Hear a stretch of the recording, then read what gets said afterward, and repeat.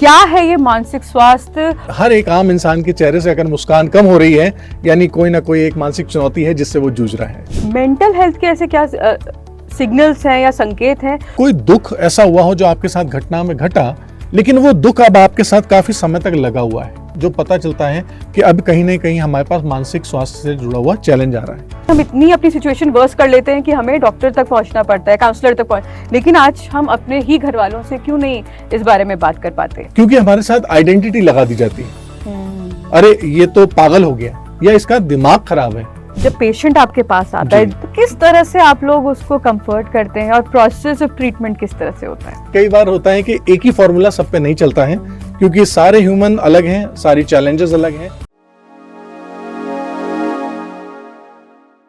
नमस्कार, चौखंबा टॉक्स में आप सभी का स्वागत है। आपके साथ मैं हूं सोनाली शर्मा।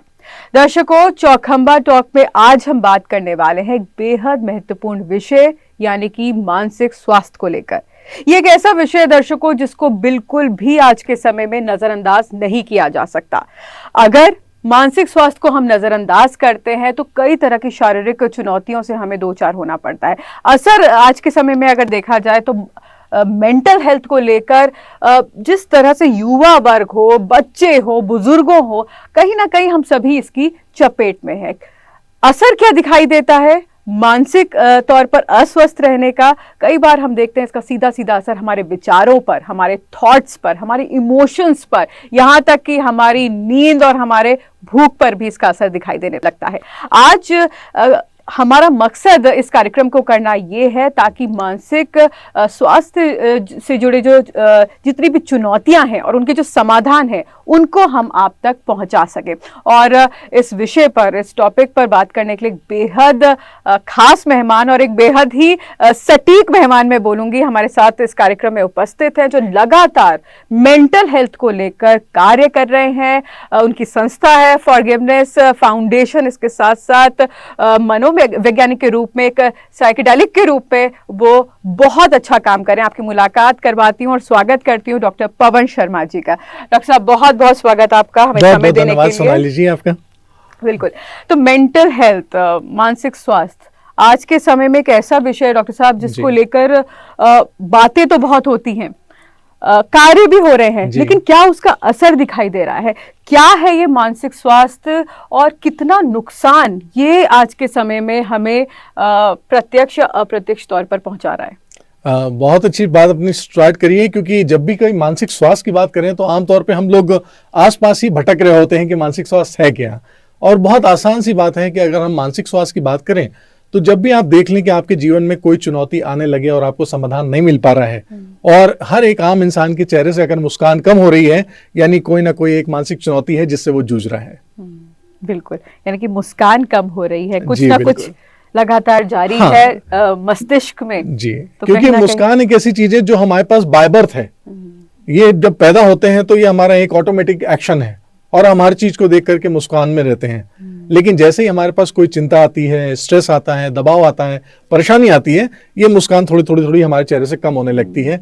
बस ये इशारा होता है कि हमारे कोई ना कोई स्वास्थ्य के लिए चिंता आ रही है। आपने एक बहुत अच्छा एक संकेत बहुत अच्छा दिया है डॉक्टर साहब। आज के समय में जितना हम आधुनिकता की तरफ बढ़ रहे हैं, जितना हम बहुत चीजों के पीछे भाग रहे हैं, क्या वजह है कि इसके मामले मेंटल हेल्थ से हम एक कहीं ना कहीं पैरेलल तौर पर जूझते जा रहे हैं? क्या वजह आप मानते हैं आज के समय को देखते हुए? जरूर, क्योंकि आजकल हम लोग ज्यादातर भौतिक चीजों पे बहुत भाग रहे हैं, चाहे वो मोबाइल हो, चाहे वो घर हो, चाहे गाड़ी हो, चाहे फैशन हो, या कोई भी ज्यादा इनकम। लेकिन ये सारी चीजें लेने के बदले में आप कॉम्प्रोमाइज क्या कर रहे हैं? कॉम्प्रोमाइज कर रहे हैं अपना खाना, अपनी नींद, अपनी एक अच्छी स्वस्थ दिनचर्या, और ये सारी चीजें कहीं ना कहीं आपके लिए हावी पड़ जाती हैं आपके मानसिक स्वास्थ्य के ऊपर, बिकॉज आपको रेस्ट नहीं मिल पा रहा है। और जब रेस्ट नहीं मिल पा रहा है तो ये कह लीजिए कि कोई भी चीज जिसको रिबूट होने के लिए या रिसेट होने के लिए थोड़ा सा टाइम चाहिए होता है, वो नहीं मिल पाता। अगर आप मैनेजमेंट की भाषा में देखेंगे तो उसमें कहते हैं पी और पीसी बैलेंस, यानी प्रोडक्शन और प्रोडक्शन कैपेसिटी। तो हम सिर्फ प्रोडक्शन पे तो काम कर रहे हैं, हम दिन रात पैसे कमाना चाह रहे हैं, ओवर टाइम भी कर रहे हैं, और मेरे ख्याल से इतना ज्यादा काम कर रहे हैं कि हमारे खाने का भी टाइम नहीं मिल रहा है, हमारे सोने के टाइम कम हो रहे हैं। तो प्रोडक्शन बढ़ा रहे हैं लेकिन प्रोडक्शन कैपेसिटी पे ध्यान नहीं दे रहे हैं कि जैसे हमारा बॉडी, हमारा स्वास्थ्य हमें रिचार्ज होने के लिए, रीसेट होने के लिए दोबारा हमें पर्याप्त नींद चाहिए, पर्याप्त खाना चाहिए, पर्याप्त पानी चाहिए। ये सारी चीजें कॉम्प्रोमाइज हो रही हैं। आज आप इससे ज्यादा और क्या सोचेंगे कि हम जैसे इंसानों को मोबाइल में पानी पीने का भी एक ऐप डाउनलोड करना पड़ता है, जो हमें वो याद दिलाता है हर बार बीप होकर के कि नाउ अब टाइम हो गया है, पानी पी लीजिए। तो अब आप सोच सकते हैं कि हम लोग अपने आप को एक कॉम्प्रोमाइज करने के बाद सब कुछ पा रहे हैं सिवाय खुद को छोड़ करके। और ये सबसे आसान तरीका है, अगर हम खुद पे ध्यान रखें तो शायद हमारे लिए सारी चीज आसान हो जाएगी। बिल्कुल डॉक्टर साहब, बहुत अच्छा आपने उदाहरण दिया कि पानी भी पीना है तो डिपेंडेंसी आजकल जी, हमारी बिल्कुल। हमारा फोन हो गया। जिस तरह के अगर शरीर में कोई और बीमारी होती है तो उसके संकेत पता चलते हैं, हम डॉक्टर पर तुरंत भागते बिल्कुल। हैं। मेंटल हेल्थ के ऐसे क्या सिग्नल्स हैं या संकेत हैं जो या तो हम आसानी से नहीं पकड़ पा रहे हैं खुद जी, में भी, बिल्कुल। या फिर अगर हमें दिखाई भी दे रहे हैं तो इग्नोर कर रहे हैं, तो बिल्कुल। ऐसा भी क्यों? पहले तो संकेत भी जानना चाहेंगे, और क्यों हमारी मेंटल हेल्थ को लेकर एक इग्नोरेंस लगातार बढ़ती जा रही है। जी, आप आमतौर पर देखेंगे कि जब भी आपको कभी थोड़ा सा चिड़चिड़ाहट होने लगे या किसी चीज पे ज्यादा गुस्सा आने लगे या कोई दुख ऐसा हुआ हो जो आपके साथ घटना में घटा, लेकिन वो दुख अब आपके साथ काफी समय तक लगा हुआ है, या चिंता और परेशानी बहुत दिनों तक लगी है और वो आपका पीछा नहीं छोड़ रही है, ये सारे संकेत हैं जो पता चलता है कि अब कहीं ना कहीं हमारे पास मानसिक स्वास्थ्य से जुड़ा हुआ चैलेंज आ रहा है। कहीं ना कहीं आप देखेंगे हमारे सराउंडिंग में हमारे रिश्तेदार, दोस्त, ऑफिस के कलीग्स ये हमको बता देते हैं, क्या बात है तुम थोड़ा सा उदास दिख रहे हो, क्या बात है आजकल तुम जल्दी जल्दी गुस्सा हो जाते हो, क्या बात है आजकल तुम्हारी भूख कम लग रही है, और क्या बात है आजकल तुम्हें नींद नहीं आ रही।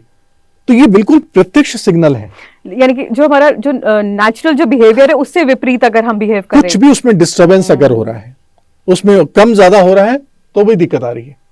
क्योंकि आपको एपेटाइट इतना खराब हो रहा है कि आज लोग रोड पे चल रहे होते हैं, भले पेट भरा है, लेकिन वो शायद बाहर जाते हुए किसी भी कंपनी का एक लोगो देखते हैं और कहते हैं चलो एक बर्गर तो चल जाएगा या एक पिज्जा तो चल जाएगा।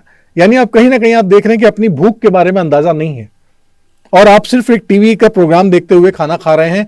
और शायद मैं आपके माध्यम से अभी जो इस वक्त मुझे देख रहे हैं, मैं उनसे भी ये बात कहना चाहूंगा कि अगर आपको ये याद है कि आपने कल रात में क्या खाना खाया है और परसों रात में खाना क्या खाया है, तो मैं उम्मीद करता हूं कि आपका मानसिक स्वास्थ्य अच्छा है और आप अपने पे ध्यान दे रहे हैं। लेकिन अगर आपको ये याद करने में मुश्किल हो रही है तो सोच लीजिए आपकी चुनौतियां बढ़ रही हैं। डॉक्टर साहब, आपने संकेत तो बताए हमारे दर्शकों को और बताया कि कितना मतलब बिहेवियरल चेंज कितना जी। मैटर करता है जानने के लिए कि कुछ ठीक नहीं है। जी, डॉक्टर के पास पहुंचना क्यों मुश्किल होता है, साइकियाट्रिस्ट के पास, काउंसलर के पास, वहां तक जाना? क्या ये सोसाइटल एक्सेप्टेंस इसके पीछे एक रीजन है, या क्या ऐसी चीज है जो हम नहीं समझ पाते या झिझकते हैं या हमें शर्म महसूस होती है? जी, देखिए जिस तरह से हमारे यहाँ पे स्टिग्मा और कह लीजिए ना कि कलंक की भावना मानी जाती है, आज हमारे पास अगर कहीं चोट लग जाए, हमारे हाथ में थोड़ा सा प्लास्टर लग जाए, पैर में कहीं प्लास्टर हो, चोट पट्टी लगी हो, हम दोस्तों के पास जाते हैं और उस पर फैशन में साइन करवाते हैं, गेट वेल सून। करेक्ट। या हम उसको दिखाते भी हैं कि देखो और इस पे जरा साइन करके दो। लेकिन जब हमारा मन टूटता है वो हम किसी के साथ शेयर नहीं करते। अगर मन का फ्रैक्चर है तो भी हमें चाहिए कि हम उस समय जाकर के किसी दोस्त से, परिवार वाले से, या किसी एक सिग्निफिकेंट, एक ऐसे विश्वसनीय आदमी से बात करें जो शायद हमें उसमें मदद कर सकता है। और यदि कोई ऐसा व्यक्ति नहीं मिल रहा हो तो बेहतर होगा किसी पेशेवर की एक मदद लेने के लिए। लेकिन डॉक्टर साहब, आप मानेंगे कि अगर आज के समय में वो जो एक व्यक्ति जो आप कह रहे हैं घर का कोई व्यक्ति, जी। तो ऐसा क्यों हो रहा है कि नहीं हम अपने घर वालों से, अपने दोस्तों से, पहले के टाइम में कहते थे कि मन हल्का कर जी। लीजिए, वो क्यों नहीं हो पा रहा है? क्या ऐसा चीजें हो रही हैं हमारे आसपास कि हमें अल्टीमेटली हम इतनी अपनी सिचुएशन वर्स कर लेते हैं कि हमें डॉक्टर तक पहुंचना पड़ता है, काउंसलर तक पहुंच, लेकिन आज हम अपने ही घर वालों से क्यों नहीं इस बारे में बात कर पाते? क्योंकि हमारे साथ आइडेंटिटी लगा दी जाती है। हर बार हम लोग जब भी कोई व्यवहार होता है तो हम उस व्यवहार के नाम पे एक आइडेंटिटी चिपका देते हैं। अरे ये तो पागल हो गया, या इसका दिमाग खराब है। तो कभी हो सकता है कि हमारे पास कोई ऐसी दिक्कत आई हो जिसका हमें समाधान ना मिल पा रहा हो और हम अपनी मानसिक समस्या से जूझ रहे हो, लेकिन हो सकता है दूसरे पल हमारी मनोदशा ठीक है और मैं उन्नत हूं, लेकिन हमारे साथ ये आ जाएगा इसकी मानसिक सतह ठीक नहीं है। तो यानी कि आप जो भी निर्णय ले रहा होगा वो कहीं ना कहीं चुनौतीपूर्ण होंगे और विश्वास करने लायक नहीं है। जजमेंट कहीं ना कहीं जो होता है उससे वो नाम इंसान के साथ एक आइडेंटिटी जुड़ जाती है। उस समय फिर हम लोग हमेशा कहने लगते हैं ये तो पागल है, और यानी पागल है तो उसकी गिनी हुई या करी हुई चॉइसेस, उसके करे हुए काम, उन सबको हम कभी सीरियस नहीं लेते। या कभी सीरियस मुद्दे पे हम उससे बात भी करना चाहें तो कहते हैं इसको छोड़ो, इसका तो दिमाग ठीक नहीं है और ये सही बात नहीं कर पाएगा। जबकि ऐसा नहीं है। हम हर वक्त एक मनोदशा से दूसरी मनोदशा में शिफ्ट होते रहते हैं। शायद अभी हो सकता है इस वक्त हम कंफ्यूज हो, थोड़ा सा प्रॉब्लम में हो, थोड़ी सी चिंता में हो और ठीक से बात ना कर पा रहे हो, लेकिन अगले ही पल हम हो सकता है ठीक हो, स्वस्थ भी होंगे, अच्छे होंगे। और मैं आपको ये भी बताना चाहूंगा आपके माध्यम से कि हमारा स्वास्थ्य यानी इलनेस और वेलनेस ये भी हमारी मानसिक दशा पे ही निर्भर होता है। कई बार आप देखेंगे लोगों को भले ही टेम्परेचर उनका 102 103 चल रहा हो, लेकिन वो पूरी तरह से स्वस्थ रहते हैं क्योंकि उनके मानसिक पटल पे अभी बुखार नहीं आया, हावी नहीं होने देते शायद। वो अभी सोचा ही नहीं क्योंकि उनकी मानसिक दशा बहुत सरकतर पे। और वहीं आप देखेंगे एक स्वस्थ आदमी है, एसी में भी रह रहा है, सारे साधन है, फिर भी वो कहता है मेरा शरीर कुछ भारी लग रहा है, आज मुझसे चला नहीं जा रहा, यानी उसकी मानसिक दशा बीमारी में है, वो इलनेस में है, वो वेलनेस में नहीं है। तो जैसा आप मानसिक दशा रखेंगे, आपकी न्यूरोलॉजी और फिजियोलॉजी दोनों एक दूसरे के साथ जुड़ी हुई है, और इसी तरह से आपकी फिजियोलॉजी और न्यूरोलॉजी भी एक साथ जुड़ी है। आप जब चाहे अपनी सोच से अपने शरीर को बदल सकते हैं और जब चाहे आप शारीरिक हरकतों से अपनी मानसिक दशा को भी बदल सकते हैं। डॉक्टर साहब, मैं उस पर भी आऊंगी कि जब एक व्यक्ति अपनी मेंटल इल हेल्थ को लेकर एक काउंसलर पे आता है, एक साइकियाट्रिस्ट पे आता है, लेकिन उससे पहले जानना चाहूंगी अगर इन चीजों को हम इग्नोर करते हैं जी। तो कौन कौन सी ऐसी बीमारियां होती हैं या हम अपने आप को किस ओर धकेल देते हैं बहुत अच्छी बात। इलनेस के रूप में? ये आपने बहुत अच्छी बात पूछी है, क्योंकि मानसिक चुनौतियां जब भी आती हैं, इसका सबसे बड़ा सुझाव और सबसे बड़ा इसका निवारण, इसको टाइम से और बहुत पहले ही एड्रेस कर लेना है। अगर हम एड्रेस नहीं करते तो ये जो विचार है हमारा, ये हमारी आदत बनता है और आदत से बनकर ये हमारा चरित्र बन जाता है, यानी कैरेक्टर बन जाता है, और वो अब हमारी पहचान बन जाता है। तो कुछ समय तक फिर हम ऐसे ही रहने लग जाते हैं। अच्छी बात यही है कि जिसको जितनी जल्दी आप नोटिस करें उतनी ही जल्दी आप उसका समाधान ढूंढें। अदरवाइज कुछ लोगों को आपने देखा होगा जो शायद आमतौर पे कोई बात भूल जाते हैं और फिर कहते हैं हाँ मैं भूल गया था, फिर वो दूसरों से ये एक्सक्यूज कहने लगते हैं या तुम तो जानते हो मैं जल्दी भूल जाता हूं, यानी अब वो उनकी पहचान बन गया है, आइडेंटिटी। जबकि ये न्यूरोलॉजिकल डिसऑर्डर है कि उनकी मेमोरी लॉस हो रही है, जितने टाइम तक रिटेंशन रखना था नहीं है। और फिर कभी कोई चिड़चिड़ा होता है या गुस्से में होता है तो हम लोग कहते हैं अरे वो तो स्वाभाविक का ऐसा है, वो तो हमेशा चिड़चिड़ाता है, छोटी छोटी बातों पे नाराज हो जाता है। नहीं, ये मानसिक चुनौती है, तो इसको हमें तुरंत एड्रेस करना जरूरी है, अदरवाइज ये हमारे व्यक्तित्व का हिस्सा बन जाता है। और जो कि अभी मानसिक चैलेंज है यानी इश्यू है, ये फिर मानसिक डिजीज बन जाता है। जिस तरह से आजकल आप देख रहे होंगे फैशन के तौर पर छोटी सी परेशानी होती तो लोग कहते हैं क्या डिप्रेस हो। असल में डिप्रेशन एक बहुत लंबी बीमारी है। सैडनेस एक आम तौर पे हो जाती है, हमें दुख होता है, और वो सैडनेस यानी वो एक उदासी, अगर सेम उदासी हमारा 12-13 दिन तक या मैक्सिमम मान लीजिए 21 दिन तक हमारा पीछा ना छोड़े तो ये डिप्रेशन में कन्वर्ट होती है। अदरवाइज वो सिर्फ दुख है, अदरवाइज वो सिर्फ उदासी है। तो ये जानना जरूरी है कि अभी उदास है और थोड़ा सा उसको पलट दीजिए तो उदासी हट गई, यानी डिप्रेशन से बाहर निकल आया। और कुछ ऐसे फैशन वर्ड बन गए हैं डिप्रेशन, एंग्जाइटी, और थैंक्स टू आवर सेलिब्रिटी कि जब उनके इंटरव्यू सुनकर के लोग उनको फॉलो करते हैं तो वो हंस के कहते हैं उसको भी रही है तो क्या हुआ, मैं भी डिप्रेस हूं। तो शायद कहीं ना कहीं सिंपैथी गेन करना और एक स्पेशल फील करना, क्योंकि लोग आमतौर पे आजकल इतना बिजी हो गए हैं कि परिवार वाले भी एक दूसरे पे ध्यान नहीं दे पा रहे हैं कि वो किसके साथ कैसे रह रहे हैं, क्या कर रहे हैं। तो अटेंशन पाने के लिए भी कई बार इसको लोग टूल बना लेते हैं कि ऐसा करेंगे तो लोग मुझ पे ध्यान ज्यादा देंगे।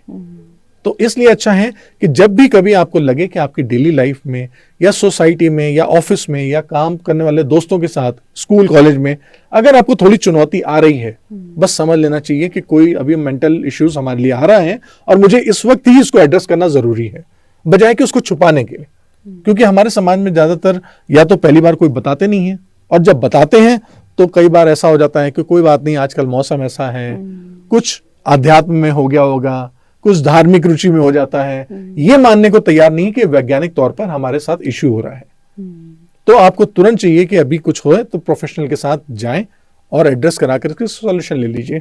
ये एक आम होना चाहिए। और आपके माध्यम से मैं ये जरूर बताना चाहूंगा कि जो भी माता पिता इस बात को सुन रहे हैं, जिस तरह से वो अपने बच्चों को स्कूल के और पुलिस के और नंबर देते हैं, उनको जरूर से जरूर एक साइकोलॉजिस्ट या एक काउंसलर का नंबर जरूर दें, क्योंकि उनके इश्यू भी आपसे कम नहीं होते हैं। बिल्कुल, बहुत सही बात यहाँ पर आपने बोली।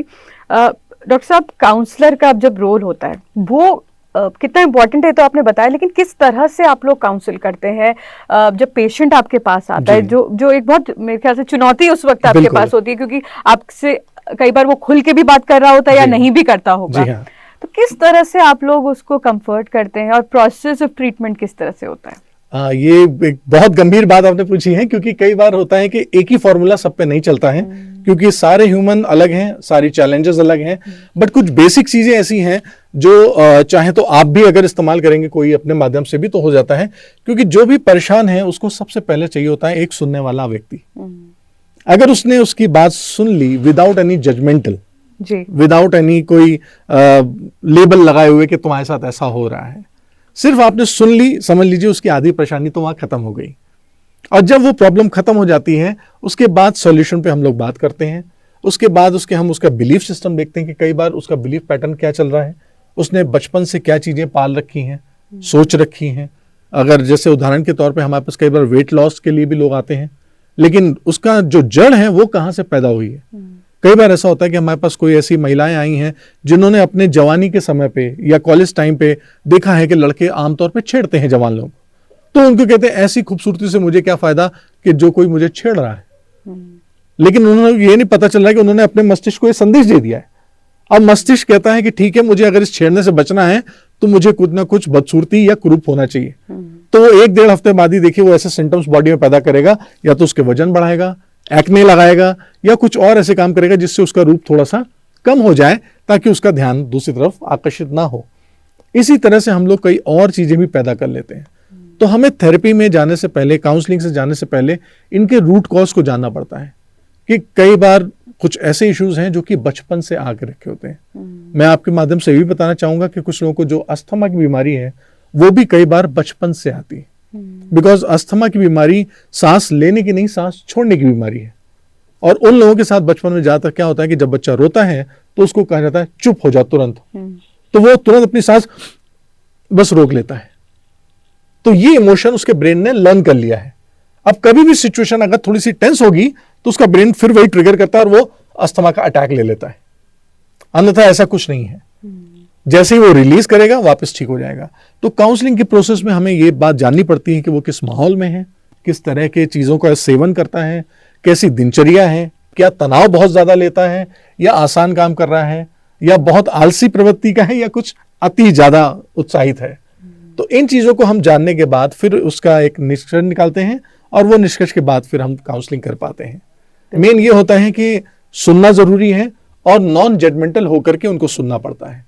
डॉक्टर साहब, कुछ आप एग्जाम्पल्स भी दीजिए। आपके पास कई तरह के पेशेंट्स आते होंगे। जी बिल्कुल। आज के समय को देखते हुए कुछ ऐसी आप हमें अपने पेशेंट्स के बारे में, बहुत डिटेल नहीं लेकिन कुछ ऐसी बताइए घटनाएं जो वाकई जिनमें बदलाव आया है, या परेशानी इतनी बड़ी थी लेकिन कुछ ही चीजों को फेर बदल करके बहुत बदलाव उनके जीवन में आया हो। जरूर, मैं आपके माध्यम से बताना चाहूंगा कि आपने अक्सर सुना होगा कि आजकल स्टूडेंट्स के बीच में आत्महत्या के केसेस बहुत सारे हो गए हैं।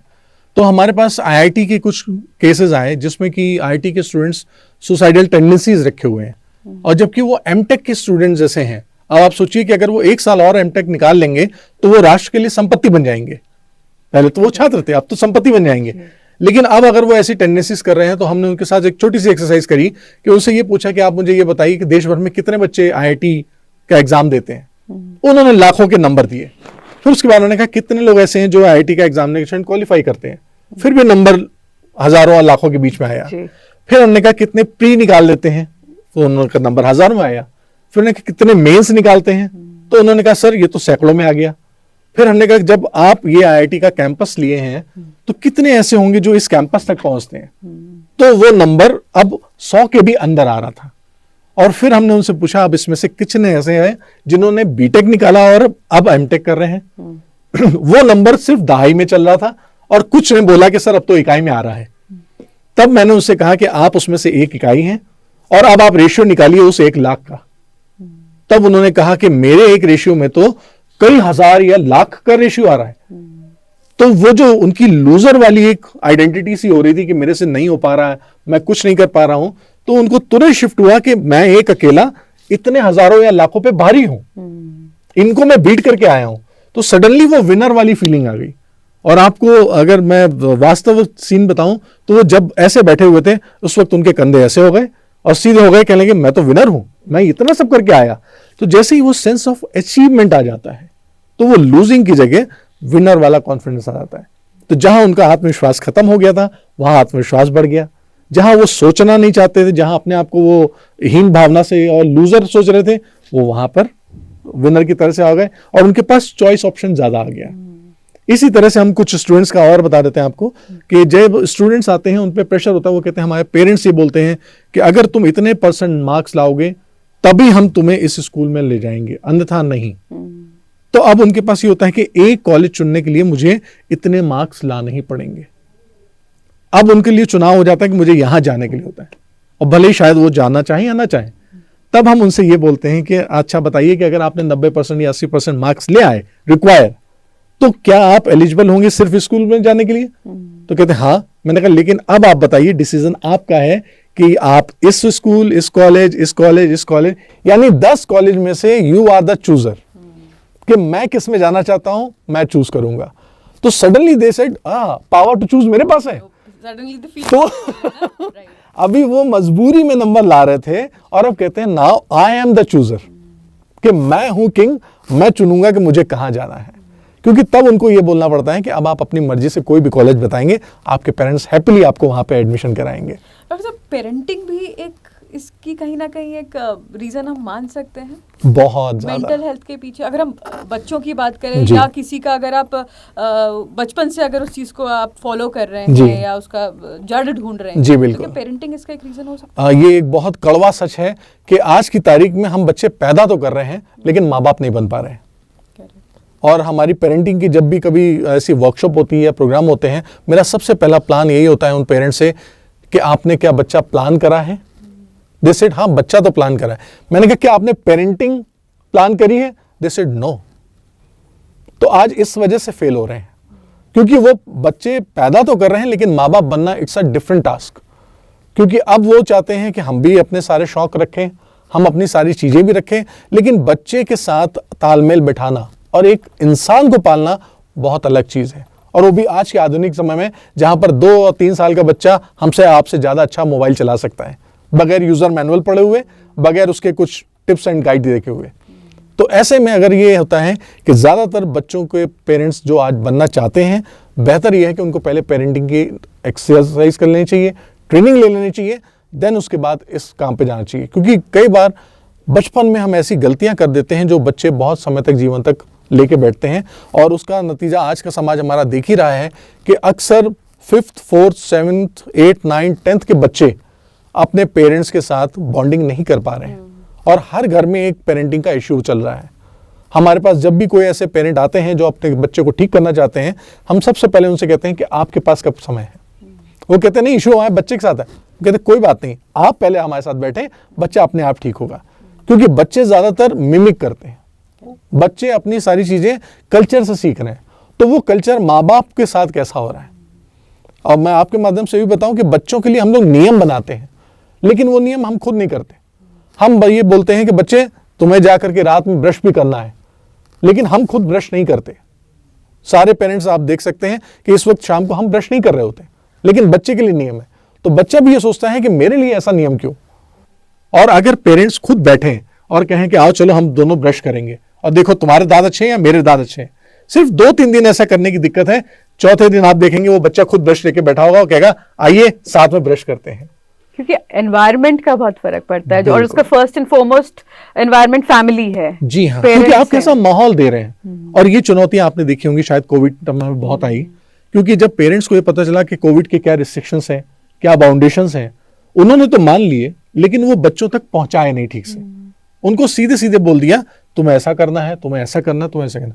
उस वजह से आजकल आप बच्चे देख रहे हैं ज्यादातर एंग्जाइटी में, क्योंकि उनको ये पता नहीं चल पा रहा है कि मेरे ऊपर कौन सा नियम कब आ रहा है, कहां से आ रहा है। तो बेहतर है कि पेरेंट्स इस बारे में थोड़ी सी नॉलेज लें कि ह्यूमन माइंड क्या होता है, बच्चे का माइंड किस तरह से होता है, कैसे प्लान करना चाहिए, कैसे बात करना चाहिए। क्योंकि हम लोग कई बार जो बच्चे के साथ कम्युनिकेशन कर रहे हैं वो भी गलत कर रहे होते हैं। हमारे यहाँ ब्रेन में नहीं जैसा शब्द नहीं होता। हम ज्यादातर बच्चों से कहते हैं बेटा ये नहीं करना, बाहर नहीं जाना, ये नहीं करना, तो बच्चा लेता है बाहर और जाना, नहीं लेता, वो अक्सर बाहर जाने लगता है। तो हमें वहां पे सिर्फ कमांड बदलनी होती है, बेटा अंदर रहिएगा, तो बच्चा कहता है जी बिल्कुल। तो हमें ये पता होना चाहिए कि हम बच्चों के साथ संवाद किस भाषा में करें, कि ताकि ब्रेन की वायरिंग इस तरह से है कि प्रोग्रामिंग ठीक से ले और ठीक से रिस्पॉन्स करें। तो कम्युनिकेशन एरर हो जाता है यहाँ पे। बिल्कुल। डॉक्टर साहब, मेंटल हेल्थ की जब हम बात करते हैं, बच्चों की, यूथ, एडल्ट्स की बात होती है, लेकिन एक सेक्शन है जो उम्र दराज लोग हैं, जो हमारे सीनियर सिटीजन हैं, हाँ। उनमें मेंटल हेल्थ के मामले कितनी तेजी से बढ़ रहे हैं, उनकी क्या समस्याएं हैं और किस तरह से एड्रेस किए जाती हैं? मुझे आपकी वाकई तारीफ करनी पड़ेगी, क्योंकि इस मुद्दे पे मैक्सिमम जगह पे मेरे से सवाल नहीं करे जाते हैं, जबकि एक बहुत संवेदनशील मुद्दा है, क्योंकि हम अपने जितने भी बुजुर्ग हैं उनको कहीं ना कहीं इग्नोर कर रहे हैं, जबकि ये नहीं मालूम है कि उनकी लेगेसी और उनका एक्सपीरियंस हमारे हर जीवन को चलाने में कितना काम करता है। आमतौर पर हम इनको बिल्कुल इग्नोर मानते हैं, और खास तौर से तब जब वो रिटायरमेंट की एज तक पहुंचने लगते हैं। अगर कोई प्रोफेशनल है तो हम तब तक उनका सम्मान करते हैं जब तक वो काम कर रहे हैं। जिस दिन से वो रिटायर हो जाते हैं उस दिन से हम उनको एक वर्थलेस महसूस करते हैं, लगता है ये फालतू से हैं। और ऐसा हर एक उस कर्मचारी के साथ होने लगता है जो लगभग 50 साल की उम्र पार कर रहा होता है। यानी अब उसको ये महसूस होने लगता है, इसके बाद मैं क्या करूंगा, इसके बाद तो मेरी लाइफ खत्म हो गई। मैं आपके माध्यम से ये उन सारे बुजुर्गों को, उन सारे उम्र दराज को बताना चाह रहा हूं कि ये उम्र सिर्फ उस संस्था की एक निर्धारित आयु है जहां पर आप काम करने लायक नहीं है, अन्यथा उसके बाद आप देखेंगे तो पूरी जीवन पड़ा हुआ है। वो सिर्फ एक संस्था का एक नियम है जहां पर आपको वो कहता है कि इस संस्था के बाद हम आपको उम्र में काम नहीं ले सकते हैं, बाहर आपके लिए बहुत कुछ है। तो आपसे रिक्वेस्ट है कि जब भी वो रिटायरमेंट होने लगे तो जो शौक आपने शायद अपनी पढ़ाई के समय पर, अपनी शादी के समय पर, अपने बच्चों के समय पर बांध दिए थे, रोक दिए थे, अब वो समय ऐसा है जिसको आप अच्छे से इस्तेमाल कर सकते हैं और अपनी सेहत के साथ साथ बाकी आगे सारी चीजें कर सकते हैं जो समाज के लिए अच्छे हों। क्योंकि मैक्सिमम लोग आप देखेंगे जैसे ही रिटायर हो जाते हैं, रिटायरमेंट के बाद उनके पास बीमारियां लगना शुरू हो जाती हैं और उनका जीवन बहुत जल्दी जल्दी खत्म होना शुरू हो जाता है। क्योंकि वो सेंस ऑफ अनवर्दीनेस जब आता है तो हमारा ब्रेन कहता है मेरे पास अब कुछ नहीं बचा, तो वो बीमारियां देना शुरू करता है, क्योंकि वो करता है अब आपके जीवन को खत्म करने की कोशिश। तो ऐसे में आपको सिर्फ एक चीज चाहिए कि जिस तरह से आप पहले उठते थे, तैयार होते थे, प्रिपेयर होकर ऑफिस जाते थे, काम पे जाते थे, बस वही पर्पस आपको एक बार फिर से लेना है, चाहे आप सोसाइटी में काम करें या अपने सेहत के लिए करें या कुछ और, लेकिन अपने आप को व्यस्त रखें आप। बिल्कुल। और डॉक्टर साहब, एक चीज और मैं यहाँ जानना चाहती हूँ कि जब भी मेंटल हेल्थ की बात करती है, हम शहरों की बात करते हैं, हम आधुनिकता की बात करते हैं, क्या हम ये ही मामले गांव में भी देखने को मिलते हैं जहां ज्यादा रीच नहीं होगी सोशल मीडिया की, या बहुत सारी ऐसी चीजें नहीं होंगी जिनको हम रिस्पॉन्सिबल शहरों के लिए ठहराते हैं, लेकिन क्या वहां पर भी मामले देखे जाते हैं, और अगर देखे जाते हैं तो उनके पीछे के रीजंस क्या होते हैं? आपने बहुत अच्छा पॉइंट उठाया। गांव में भी ये सारे इशू चल रहे हैं, सिर्फ अंतर ये है कि हमारे पास जो सूचनाएं हैं वो ज्यादातर शहरों की आती हैं, गांव की नहीं आती।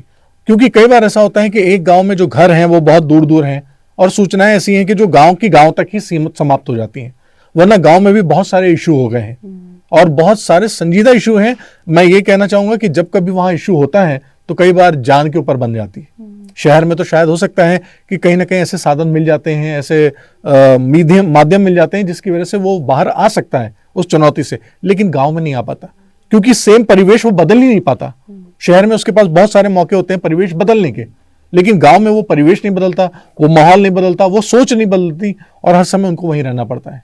और आज थैंक्स टू सोशल मीडिया, जहां पे गांव के रहने वाले लोग जो पहले आज बहुत अच्छी सकारात्मक सोच रखते थे, खुश रहते थे, अच्छा रहते थे, बढ़िया जीवन बिताते थे, आज उनके पास भी वो सारी चीजें मिथ्या और मिसकम्युनिकेशन पहुंच चुका है और उस वजह से तालमेल थोड़ा गड़बड़ हो रहा है। और गांव में बस मानसिक स्वास्थ्य की सुविधा ना हो पाना या परामर्श सही से ना पहुंच पाना, उसके रिजल्ट्स बहुत खतरनाक हो जाते हैं। हाँ, आने वाले समय में मैं उम्मीद करूंगा कि शायद गांव तक भी ये बात पहुंच जाए, तो हमारे युवा जो भ्रमित हो रहे हैं, जिस तरह से वो नशा या क्राइम जैसी चीजों को अपना रहे हैं, आप सोचिए पहाड़ के या गांवों के दूर दराज इलाके तक ये सारी कुंठाएं और ये सारी व्याधियां पहुंच चुकी हैं जी। तो वो बहुत गलत हो चुका है और बेहतर है कि अगर वो तालमेल सही बिठाएं तो ठीक हो सकेगा। हाँ, शहर में सुविधाएं ज्यादा हैं तो लोग जल्दी रिकवर हो जाते हैं, लेकिन गांव में चुनौतियां बहुत ज्यादा हो रही हैं। बिल्कुल। तो डॉक्टर साहब, चलते चलते आप कुछ सलाह हमारे सारे दर्शकों को दीजिए, क्योंकि सब चीज यहाँ से शुरू होती है जितना मैं समझ पाई हूँ। जरूर। क्या उनको किस तरह से अपने आप को मोटिवेटेड रखना है, अपने माइंड को मोटिवेटेड रखना है, ताकि कई जीवन तो चुनौतियों से भरा हुआ है, हाँ। लेकिन उन चुनौतियों में डटकर खड़े रहना, हर रोज खड़े रहना, उसके लिए आप क्या बोलेंगे? मैं आपके माध्यम से सबको ये बताना चाहूंगा कि देखिए, सीधी सी बात है कि हमारा दिमाग इस ब्रह्मांड की सबसे ज्यादा शक्तिशाली मशीन है, और जितना अच्छा आप इसको चलाएंगे यकीनन आप इसके स्वामी बनेंगे, अन्यथा कोई और चला रहा होगा।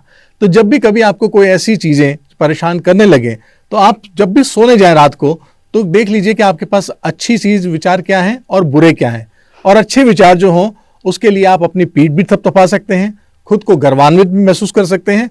और जो कोई भी आपके पास खराब चीजें हों, आप सिर्फ एक अपने आप को इमेजिनेशन में ये डाल दें कि ये मैंने उसको कचरे की तरह बनाया और डस्टबिन में डाल दिया और फेंक दिया, तो आप देखेंगे कि आपका ब्रेन उन चीजों को ज्यादा अहमियत नहीं देगा। और सोने से पहले करीबन 1.5 घंटे से पहले आप अपना मोबाइल और अपना टीवी वो कृपया बंद रखें, ताकि उस समय तक आपका ब्रेन बहुत रिलैक्स हो जाता है और वापस आपको सोने के लिए, आराम के लिए लेगा।